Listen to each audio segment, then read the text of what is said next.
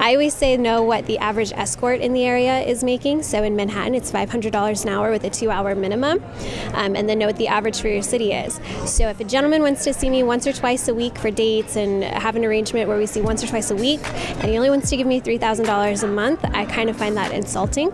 I went to law school at Villanova, and I realized how expensive law school is. So I made a profile on the site a few years ago and found my first sugar daddy, and actually 2 of them ended up paying for my law school tuition. What we want to do is to empower women, to teach them how they can use all their assets at play and their resources to really upgrade their dating life. I mean, that's really what this is about.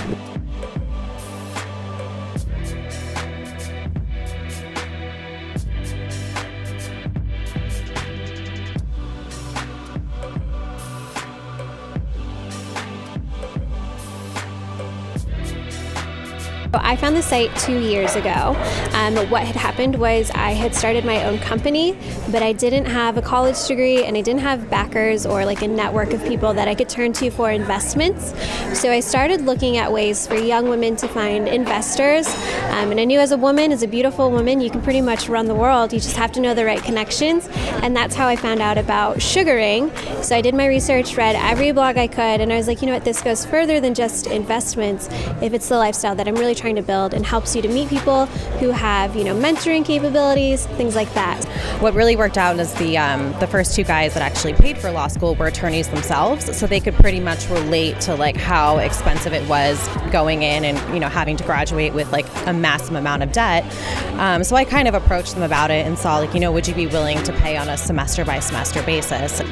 We sell ourselves, in the job market, but dating is such a huge aspect of your life. So why not, set a high standard and really date, upgrade your dating life, perhaps, is what we're trying to do here.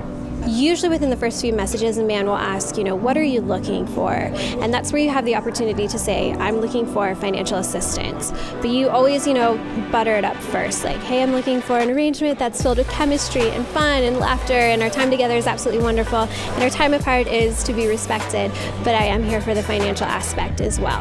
So you throw that in at the last part. But when I first launched seekingarrangement.com, I was just having such a difficulty, dating on a normal dating website. So one of the things my mother told me was, just focus on school, study hard, and someday you'll be successful and generous, and then the women would flock to you. So seekingarrangement.com was really her idea, because I was 35 then, and I was like, I'm still single, I'm still lonely, and I'm still shy. So then at that point I thought, my mom's advice, let's turn it into a dating website, and wow, it became a huge thing.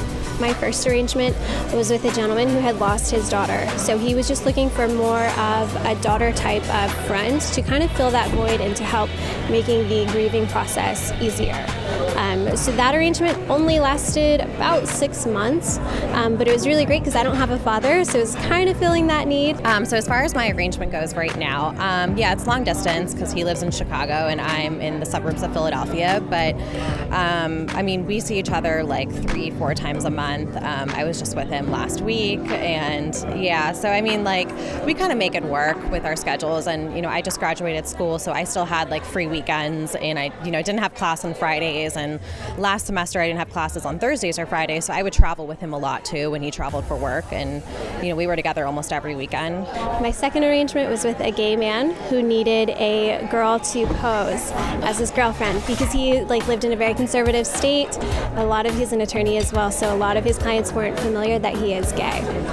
So none of my arrangements are the traditional what you think. I basically consider him like my boyfriend. He pays for everything, but I really like him on an emotional level and an intimate level, and he's kind of like my best friend. I can talk to him about anything, he can talk to me about anything, so we've definitely developed a friendship as well. So I would say my favorite gift so far has been cash. I'm not a materialistic person. I've been given a pair of Louboutins. I don't wear them. They're god-awful, uncomfortable shoes, so I'll end up selling them. But no, it's always been cash as far as monetary. However, they do give you gifts in terms of wisdom and in terms of helping to guide you in business.